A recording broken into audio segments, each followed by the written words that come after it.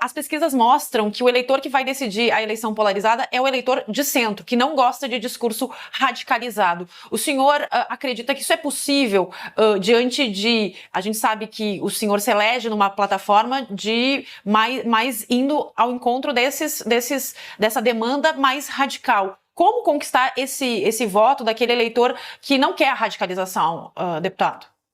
1,5 milhão de pessoas em Minas são radicais? Porque é isso que eu tive de votos. Eu discordo bastante de que eu tô no espectro radical. Para mim, radical é quem quer matar uma criança dentro do ventre. Para mim, radical é quem vota contrário a aumentar a pena para crime hediondo, como o PT e o PSOL faz. Para mim, radical é aquele que não quer que tenha segurança nas escolas, como a esquerda votou contrário. Para mim, radical é quem rouba os velhos do INSS. Para mim, radical é quem realmente recebe um narcotraficante como o Nicolás Maduro aqui no Brasil, ou tem movimentos terroristas na sua base, como o MST. Então, de forma alguma, eu me considero radical e muito menos os meus eleitores. Eu acredito que, inclusive, diversas pessoas que votaram no PT votaram em mim. Lá em Minas Gerais, eu fui o deputado mais votado do estado e quem ganhou lá foi o Lula. E depois do primeiro turno, inclusive, várias pessoas falaram comigo, né? Eu falei, olha, vamos virar o jogo. Ele falou, mas é porque eu votei no Lula. Então, eu acho que eu consigo, né, diferentemente de muitos, inclusive da parte da esquerda e alguns também da direita, eu acredito que eu consigo alcançar boa parte das pessoas, porque, primeiro, né, eu não tenho crescido, né, somente nos números em rede social, mas principalmente, né, na influência. A gente convocou a manifestação na Acorda Brasil, a caminhada também foi um ato político extremamente significativo e histórico, e ninguém faz isso somente por um lado radical.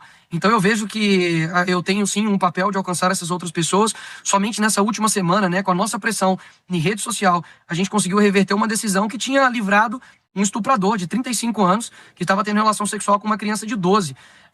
E isso foi pressionado e depois o juiz reverteu essa decisão. A gente conseguiu fazer um vídeo para poder demonstrar os aumentos de impostos sobre produtos eletrônicos. Depois o governo também recuou uma parte, mas também deu uma recuada. O meu vídeo do Pix ano passado deu 355 milhões de visualizações e eu não tenho dúvidas que não foram só pessoas de, digamos, direita ou bolsonaristas que apoiaram essa causa. Pelo contrário, as pessoas se uniram e também o governo recuou. Então eu acho que eu consigo alcançar essas outras pessoas.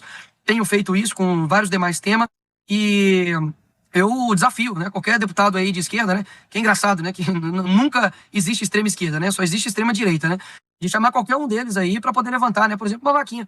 Eu levantei pela do Zona da Mata, né, que bateu 5,5 milhões de reais para ver se talvez eu não seja tão extremista assim, né, ou radical. Pelo contrário, eu tenho conseguido fazer um papel mesmo com todos os radicais querendo cortar a minha cabeça, derrubar minhas redes sociais. Nunca pedi, por exemplo, para derrubar a rede social de nenhum parlamentar ou de caçar nenhum parlamentar por opinião. Já a galera que muitas das vezes é chamada somente de esquerda, né? Este sim, os radicais pedem isso contra mim. Acredito que eu tenho feito esse trabalho, vou continuar fazendo esse trabalho, não somente em prol da direita, em prol do Brasil. A gente precisa unir, não a direita, nós precisamos unir o Brasil e eu tenho feito isso todos os dias. Pessoal, não saia daí, o vídeo tá quentíssimo, está interessante, porque antes de mais nada eu quero agradecer primeiramente aqui a sua participação, o seu engajamento nessa tarde de segunda-feira. Pra gente é gratificante mesmo ter a sua participação aqui. Quero agradecer você, meu amigo, que está me assistindo nesse momento, e se você estiver gostando aqui do nosso recorte, aqui do canal A Opinião é Sua, serei grato também para com seu like, tá? Bora dar continuidade e no final, como eu disse, não saia daí, porque no final eu quero que você também forme a sua opinião a despeito de tudo isso e deixe aí nos comentários o que você acha, tá bom? Os governistas estão argumentando que a manifestação pode ter sido uma espécie de propaganda antecipada da candidatura do Flávio Bolsonaro, já que ele estava lá em cima do carro de som discursando para toda aquela gente. Deputado, como é que o senhor responde a isso? Os caras fizeram um desfile de carnaval cantando Lula lá, com a presença do presidente da República, da primeira-dama. Depois o artista lá, o Paulo, fala que a própria Janja que escolheu ele para poder encenar o Lula, televisionado, né, pela Globo, apoiado, né, pelos artistas, apoiado por uma parte, né, aí da grande mídia, e eles querem falar que uma manifestação, você não pode citar ali o pai dele, que está preso injustamente, tá de sacanagem, né? Então ali a gente se ateve a uma manifestação, e uma manifestação você sim fala aquilo que você desejar, e não é porque está falando mal do Lula que você está fazendo campanha, né, para o Flávio. E mesmo que se você, obviamente, né, estivesse lhe dando um apoio para o Flávio no sentido de, olha, acredito que você seja precisa, né, ter uma missão de ajudar o Brasil, ou de algumas falas que outras pessoas fizeram, qual é o problema disso? né? Ninguém ali pediu voto, hora nenhuma ali ninguém falou número de nada.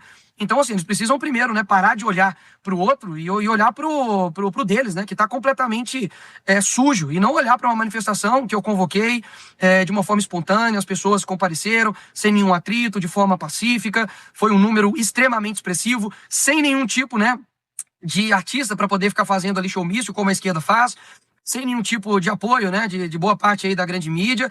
E me perdoe, tá? A USP falar 20 mil pessoas tá de sacanagem. É só você ver aí as imagens e ver que tem muito mais de 20 mil pessoas aí nesse local. A USP realmente precisa parar de passar essa vergonha, porque não tem como discutir com as imagens. Eu já estive ali na Paulista diversas vezes, e por diversas vezes dá para você medir ali, né, no olho a quantidade ali de pessoas, principalmente a Polícia Militar dá um número completamente diferente.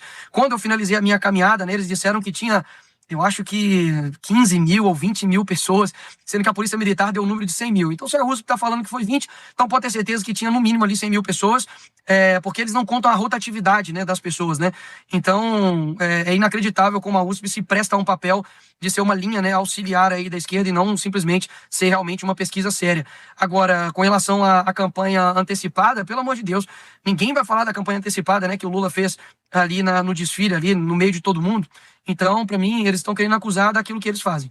Deputado, eu não posso encerrar essa entrevista sem falar de Minas Gerais. O senhor estava falando numa resposta anterior da vaquinha que o senhor fez, mas Minas Gerais, a zona da Mata Mineira, o senhor mineiro como eu, e eu sou lá de Juiz de Fora, está destruída, está devastada. Além da vaquinha, como é que está o trabalho lá no Congresso Nacional para tentar ajudar a região?